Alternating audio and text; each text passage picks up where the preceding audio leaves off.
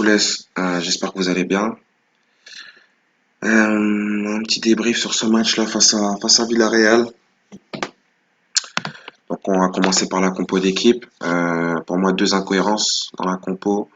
C'est la présence de Suarez et de Sergio Roberto, qui pour moi n'avaient rien à apporter dans ce match-là. Étant donné en plus leur dernière prestation, je pense que Rakitic a été sanctionné, je pense que ces deux-là auraient pu l'être aussi. Donc j'aurais plutôt mis à leur place, vu comment Dembouz il est rentré ce soir. Je pense qu'il était prêt à faire un peu plus. Donc j'aurais fait jouer Dembouz et comme je l'avais dit dans la vidéo d'hier, pardon, j'aurais mis Carles Alenia à la place de Sergi Roberto pour faire reposer Frenkie. Une première mi-temps où on mène rapidement 2-0 avec des buts de Griezmann sur un service de Léo sur corner et un bombazo d'Arthur Melo.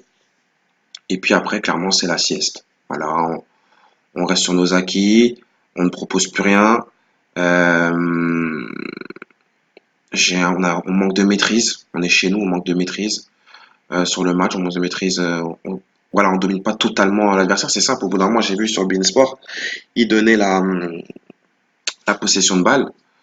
Il y avait marqué 51-49. On est au Camp Nou, les gars. On est au Camp Nou. 51% de possession de balle pour le Barça, 49 pour l'adversaire. Non, sérieusement, les gars. Normalement, au Camp Nou, on tourne à 80-20. Et au pire des cas, 70-30. 51-49. C'est pour vous dire. Donc un manque de maîtrise cruel du Barça. Que dire d'autre? Du coup, Villarreal, ils ont vu le manque de maîtrise. Ça leur a permis de prendre confiance, clairement. Et puis Cazorla, il réduit le score avant la mi-temps sur une frappe, sur un beau but. Beaucoup ont dit que Ter Stegen il est mal placé. Ça vient vite quand même. Après, oui, il n'a pas forcément besoin de plonger parce qu'elle est plein centre. Mais bon, ça vient vite. Donc voilà, 2-1. On rentre au vestiaire comme ça. Messi qui a, sur un duel pendant la première mi-temps, a ressenti une petite gêne. Donc du coup, à la mi-temps, j'espère que c'est pas précaution, mais il a été remplacé par El Mosquito. Une très bonne entrée pour moi de Dembélé. Il a l'air d'être en jambes. Voilà, sur deux trois occasions, il a réussi à faire des changements de rythme, ce qui a apporté des occasions franches entre guillemets au FC Barcelone. En tout cas, ces attaques étaient tranchantes, à l'image d'Ansu Fati aussi quand il est rentré. Voilà, on a eu des attaques tranchantes de la part de ces deux ailiers. Suarez inexistant, Sergi Roberto pareil.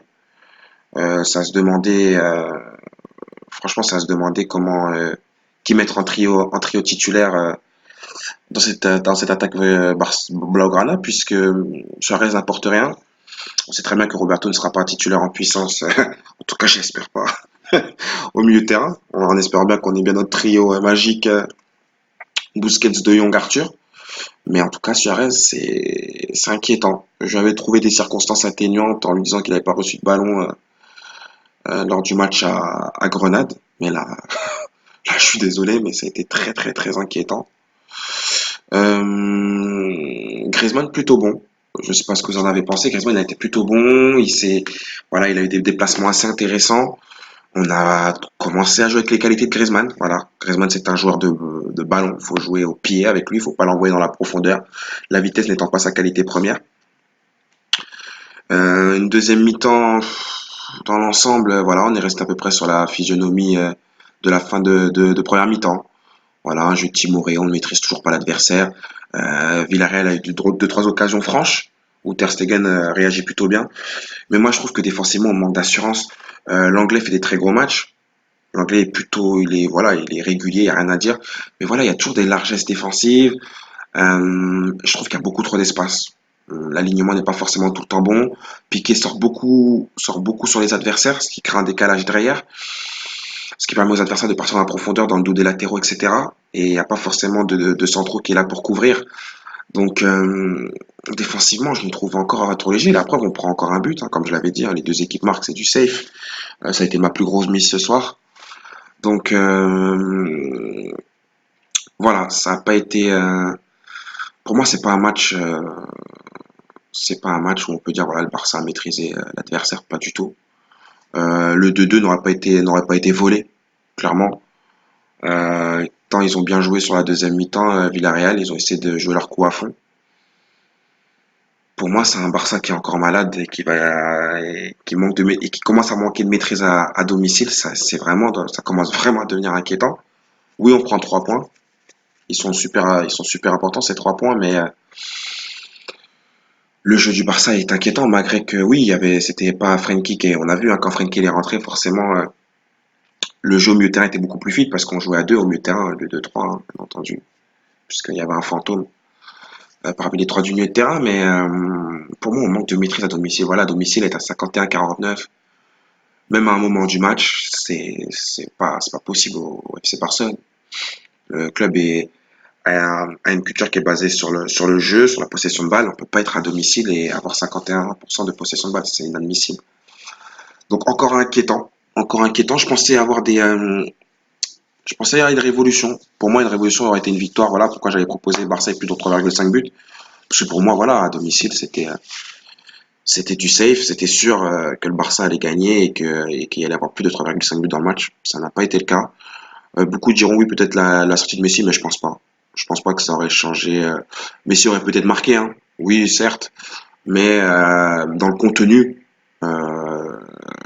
on voit que Messi, oui, Messi c'est le maestro, il n'y a aucun problème, mais voilà, on voit qu'il peut pas être tout seul, qu'il a besoin d'acolytes. Et les acolytes, il les a pas actuellement. Bon, il a pas des soldats autour de lui. Beaucoup. Moi, je me réjouis pas du tout de cette victoire de ce soir, loin de là. Ce week-end, on va encore à l'extérieur, on va à Grenade.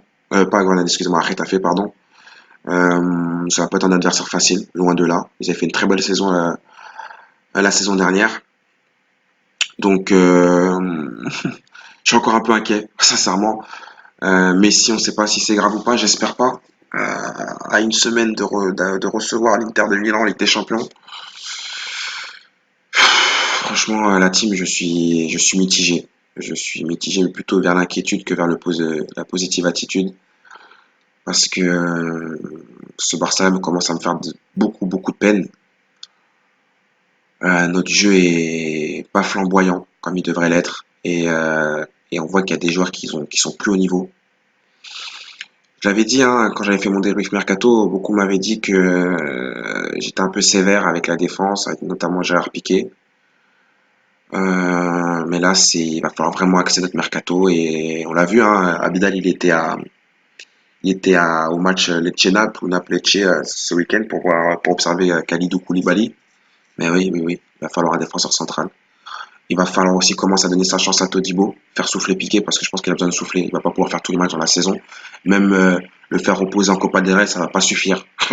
Parce que même si on passe les huitièmes de Ligue des Champions, on va se faire allumer après on va se faire allumer après même si on passe les phases de poule, on va se faire allumer après dans les phases finales de Ligue des Champions. Donc moi, pour moi, il va falloir commencer à le faire respirer même dès la Liga. Moi, je l'aurais fait respirer dès le match à Retafe. Todibo, il va avoir envie de se montrer, il va avoir envie de faire bien les choses. Je pense qu'on peut lui faire confiance. C'est pas non plus un peintre, hein. Todibo, il était très très bon à Toulouse. Donc il a une très bonne relance, voilà, très dur sur l'homme. Donc je pense qu'on peut le faire souffler un petit peu. Voilà, moi voilà les enseignements. Je suis pas du tout satisfait. Je pense que vous aussi. Donc on se dit à vendredi pour la prochaine vidéo, la team, pour le match de ce week-end à Retafe. Mais franchement, je reste perplexe. Je suis perplexe. Je suis perplexe. Je m'attendais vraiment à une révolte, à une maîtrise du jeu, à un Barça qui entre guillemets, redore son blason à domicile. Parce qu'on sait que les résultats, on les attend à l'extérieur, mais non. Même à domicile, on gagne, mais sans plus. Voilà, on reste sur notre fin. Bon, en tout cas, Bisca Barça comme toujours. Et n'hésitez pas à vous abonner, à aimer les vidéos, la team. Ça me permet de me donner la force de continuer. C'est un projet qui me tient à cœur particulièrement. Donc voilà, n'hésitez pas à aimer, à vous abonner. Il n'y a rien de payant. C'est gratuit et je le fais que beaucoup, beaucoup, beaucoup de plaisir. Donc voilà, n'hésitez pas à donner la force à travers vos abonnements et à travers vos j'aime. Merci beaucoup la team.